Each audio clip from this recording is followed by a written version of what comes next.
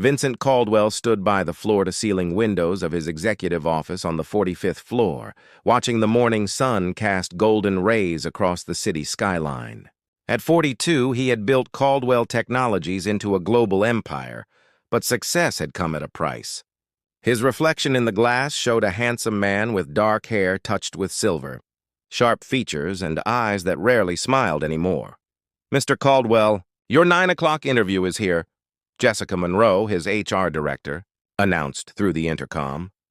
Vincent turned from the window and settled into his leather chair. This was the 5th candidate for the executive secretary position in 3 weeks. The job required someone exceptional, someone who could handle his demanding schedule, anticipate his needs, and maintain absolute discretion. So far, no one had measured up. "Send her in," he replied, preparing himself for another disappointing interview. The door opened, and Vincent glanced up from the resume on his desk. His breath caught for a fraction of a second.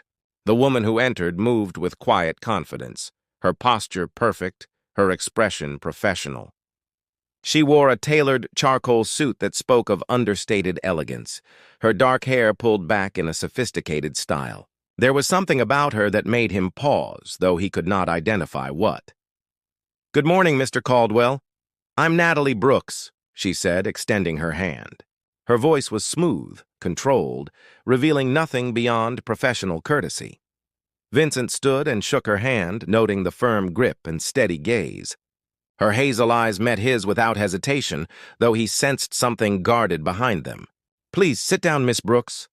As Natalie settled into the chair across from his desk, Vincent studied her resume again. Impressive credentials. MBA from Columbia, 10 years of experience in corporate management, fluent in 3 languages, and glowing recommendations from previous employers. On paper, she was perfect. "Your background is remarkable," Vincent began. "What brings you to Caldwell Technologies?"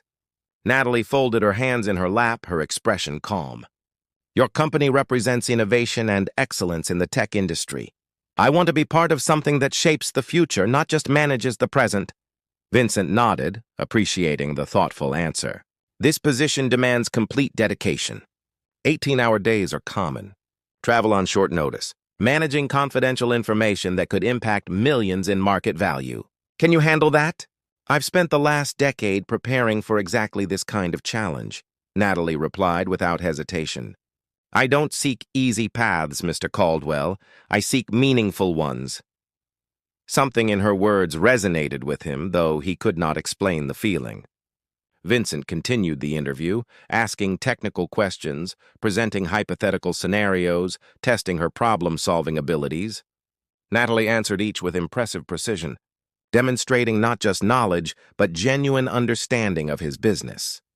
The strange familiarity, an hour into the interview, Vincent found himself genuinely engaged for the first time in weeks. Natalie Brooks possessed a rare combination of intelligence, poise, and subtle strength. Yet beneath her professional exterior, he sensed layers of something deeper, something almost familiar.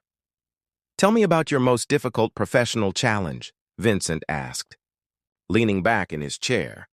Natalie's expression remained composed, but her fingers tightened almost imperceptibly in her lap. 10 years ago, I watched someone I trusted destroy everything my family had built. It taught me that business isn't just about profit margins and market shares. It's about the lives behind the numbers, the families depending on those decisions. Vincent felt an unexpected chill. That's a rather personal lesson for a professional question. The best professionals are shaped by personal experiences. "Mr. Caldwell, they understand that every business decision has human consequences." Her eyes held his, and for a moment, he saw something flicker there. Pain. Determination. Something that made his chest tighten with inexplicable recognition.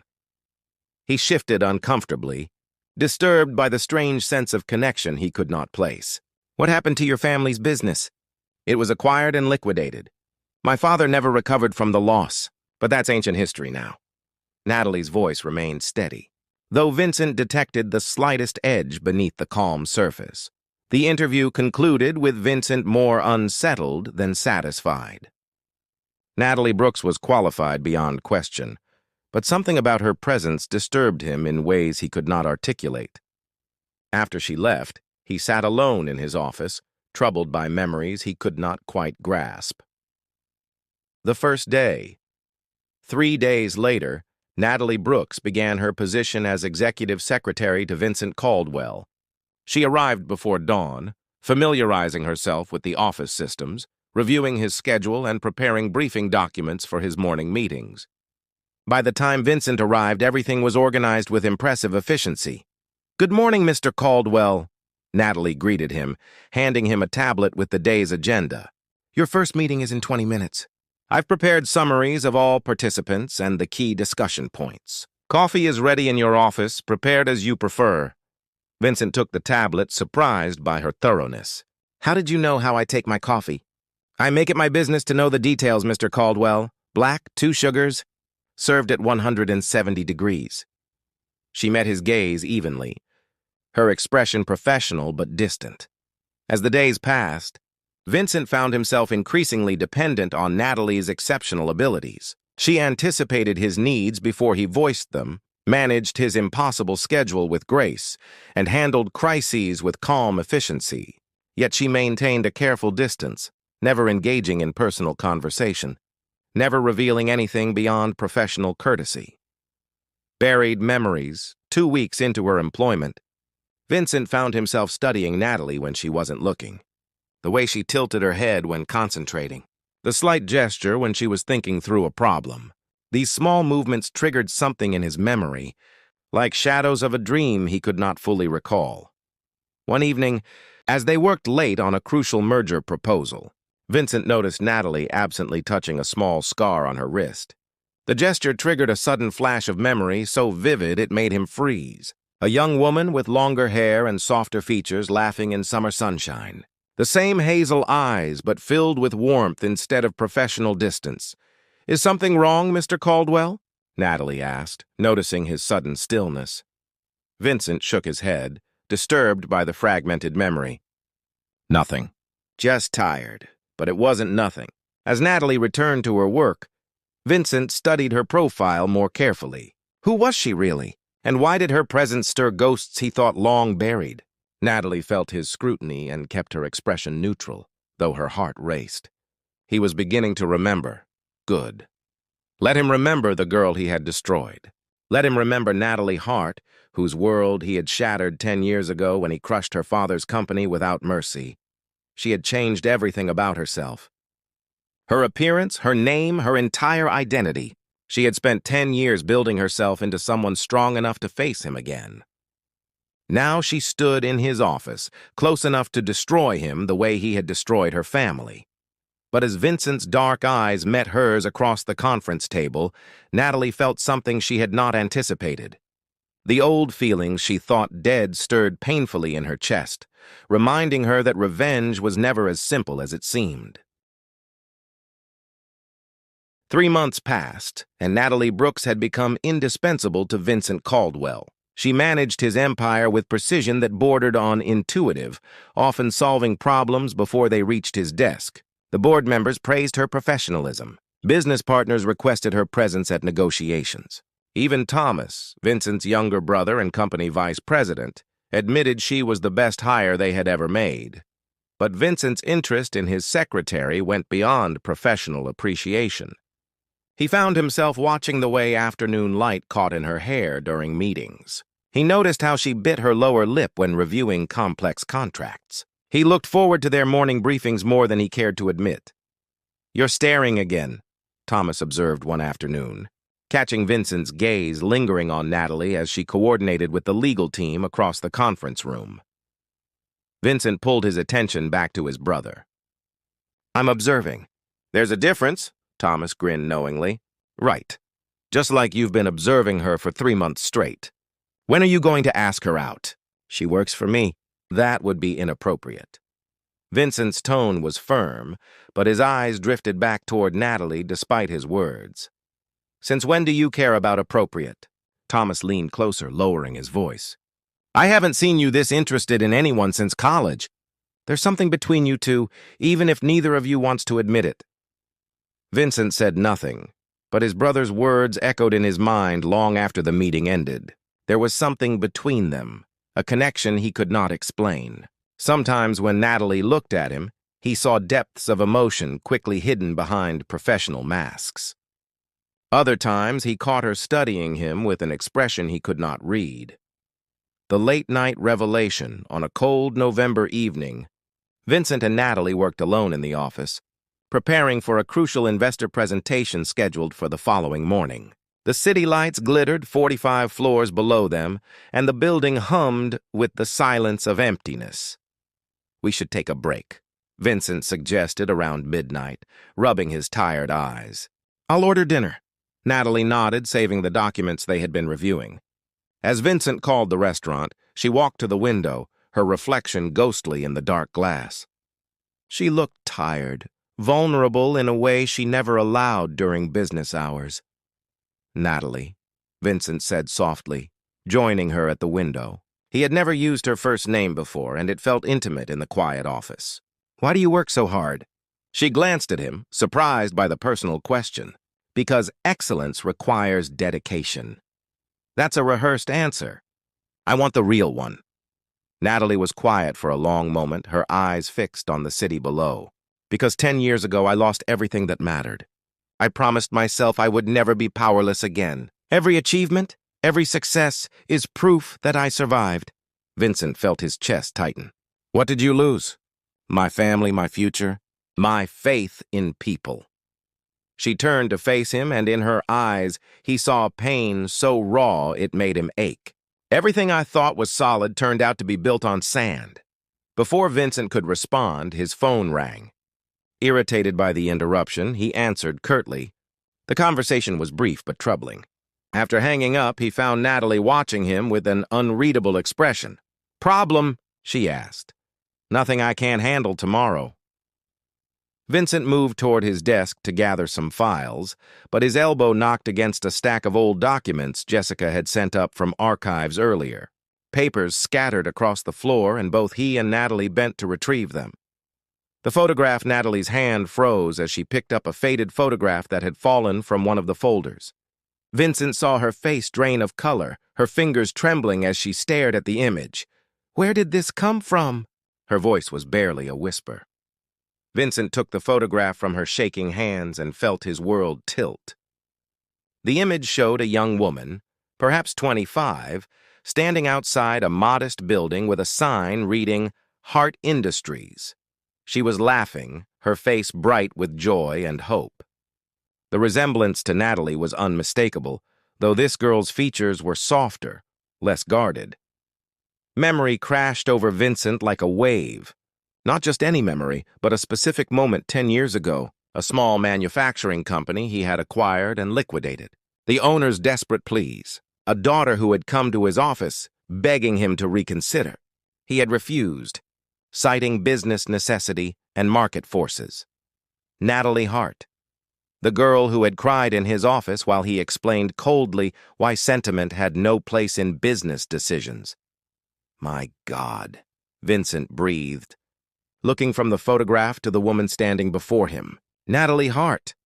She met his gaze, and all the professional distance she had maintained for 3 months shattered. In its place was raw pain and burning anger.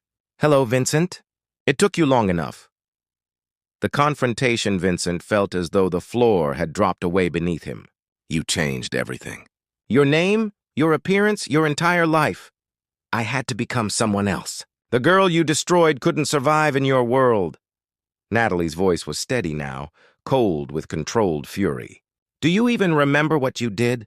Or was my family's company just another line item in your endless acquisitions?" Vincent's mind raced through the memories he had buried. Hart Industries had been a small but thriving manufacturing company specializing in sustainable materials. He had acquired it not for its value, but to eliminate competition for a larger deal. The liquidation had been ruthless, efficient, and completely legal. "Your father," Vincent said slowly, pieces falling into place. "Richard Hart. He came to see me multiple times." "He begged you," Natalie corrected, her eyes bright with unshed tears. "He explained that the company supported 50 families.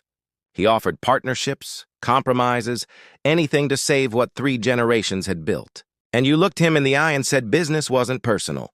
Vincent felt sick. I remember. You came too the last day. You asked me to reconsider. I didn't just ask. I pleaded. I told you my father's heart condition was worsening with the stress. I showed you letters from employees with children, mortgages, and medical bills.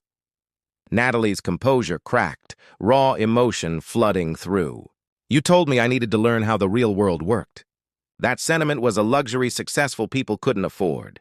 The memory was clear now, shamefully vivid. A young woman with desperate eyes, her voice breaking as she tried to make him understand the human cost of his decision. He had dismissed her, already late for another meeting, barely remembering the encounter within a week.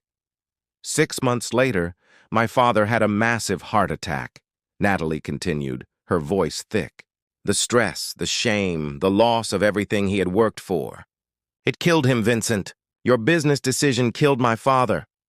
Vincent felt the weight of her words like physical blows. Natalie, I didn't know. You didn't care to know. There's a difference. She wrapped her arms around herself, suddenly looking fragile despite her strength. After he died, my mother fell apart. We lost our house. I dropped out of graduate school. I worked 3 jobs just to keep us afloat.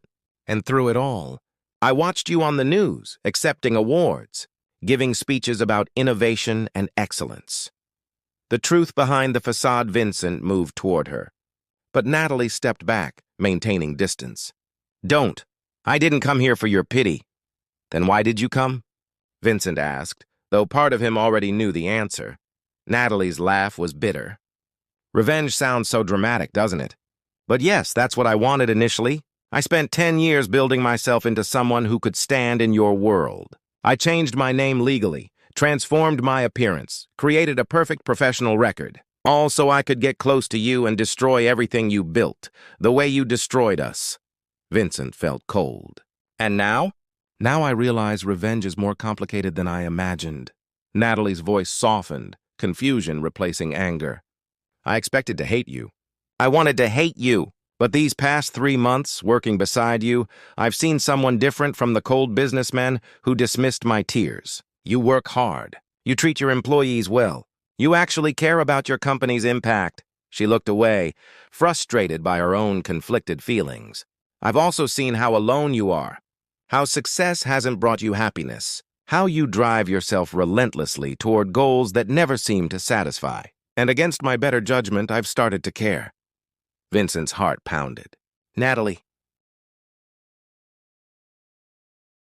I came here to hurt you, she admitted, meeting his eyes again. I have information that could destroy Caldwell Technologies. Insider knowledge, documented decisions that would look damaging in the right context. I've spent 3 months gathering evidence, building a case that would ruin you. She pulled a flash drive from her pocket and set it on his desk. Everything you need to see what I've planned is on there. Corporate secrets, emails, financial records that could bury you if leaked to the right people. Vincent stared at the small device, then back at Natalie. Why are you telling me this? Because I realized something tonight, Natalie said, her voice breaking. Destroying you won't bring my father back. It won't heal my mother or give me back the years I lost. It will just make me like you were 10 years ago, someone who puts revenge ahead of humanity. Tears finally spilled down her cheeks, and she angrily brushed them away. I hate that I care about you, Vincent. I hate that somewhere in these 3 months, the girl you destroyed started falling for the man you've become. But I can't do it. I can't be the person who causes the same pain I suffered. Vincent felt his own eyes burn. Natalie, I am so sorry. I know those words don't change anything, but I need you to hear them. What I did was unforgivable. I made business decisions without considering the human cost, and your family paid the price for my ambition. He moved closer, and this time she didn't retreat. The man I was 10 years ago was ruthless and blind. I've spent the last decade trying to be better, to make my success mean something beyond profit margins. But nothing can erase what I did to you and your father. Natalie looked up at him, pain and longing warring in her expression. What happens now? Vincent reached out slowly, giving her time to pull away. When she didn't, he gently wiped a tear from her cheek. Now you decide, stay or go. Destroy me, or give me the chance to make amends. Either way, I won't stop you.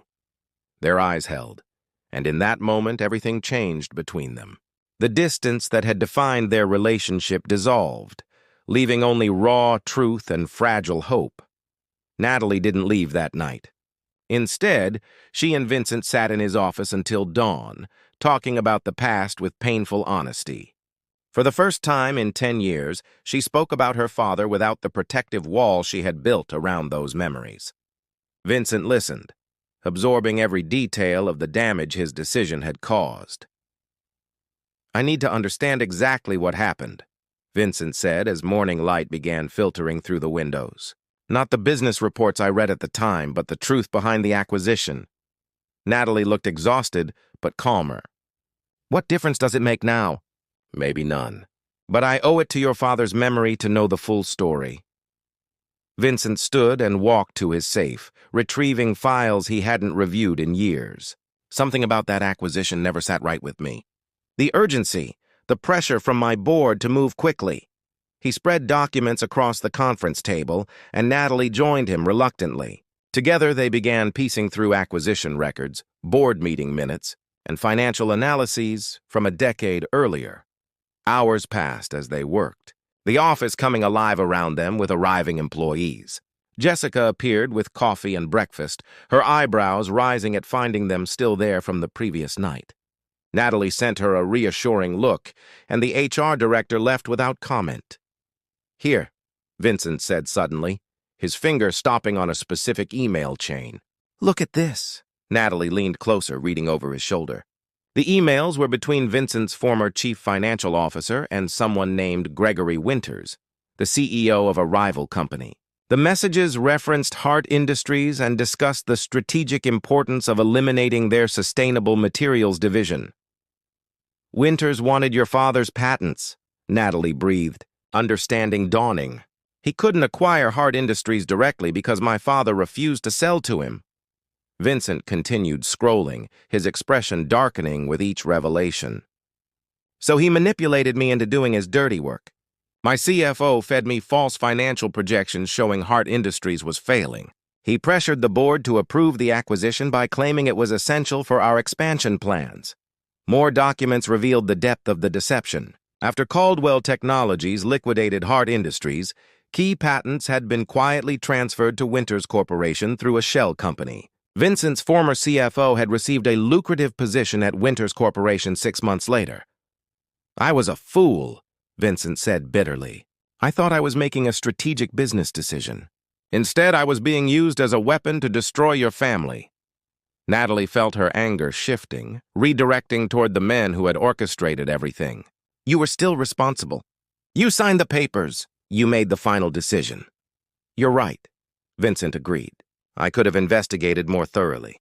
I could have listened when your father came to me. The manipulation doesn't absolve me, but it explains what never made sense about that acquisition." The plan for Justice Vincent spent the next week digging deeper into the conspiracy. He hired private investigators, forensic accountants, and corporate attorneys. What they uncovered was more extensive than either he or Natalie had imagined. Gregory Winters had built his empire partly on stolen intellectual property and destroyed competitors. Hart Industries was just one of several small companies he had eliminated through manipulation and corporate warfare. The patents he had stolen from Richard Hart had earned Winters Corporation over $200 million in the past decade. "We can expose him," Vincent told Natalie during a late strategy session. "I have enough evidence to prove fraud, intellectual property theft, and corporate conspiracy." "Winters will face criminal charges, and your father's name will be cleared." Natalie looked at the mountain of evidence spread before them. "Going public with this will hurt Caldwell Technologies, too. Your former CFO worked for you. People will question your judgment, your due diligence." "I don't care," Vincent said firmly. "Your father deserves justice, even if it costs me my reputation." Thomas entered the office, having been briefed on the situation days earlier. "The board won't support this, Vincent. They'll see it as unnecessary risk. Some members still have connections to Winters." Vincent met his brother's eyes. "Then I'll do it without board approval. This isn't about protecting Caldwell Technologies. It's about making things right." The public revelation. 2 weeks later, Vincent called a press conference that shocked the business world. Standing before cameras and reporters with Natalie beside him, he revealed everything. The manipulation, the stolen patents, the conspiracy that had destroyed Hart Industries and enriched Winters Corporation. 10 years ago, I made decisions that cost good people their livelihoods and a good man his life, Vincent stated clearly.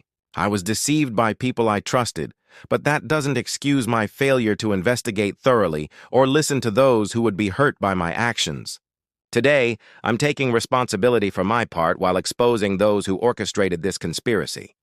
He presented evidence of Gregory Winters' crimes, announced that Caldwell Technologies was filing lawsuits to recover the stolen patents, and revealed his plan to establish the Richard Hart Foundation for Sustainable Manufacturing, funded with $50 million from his personal fortune.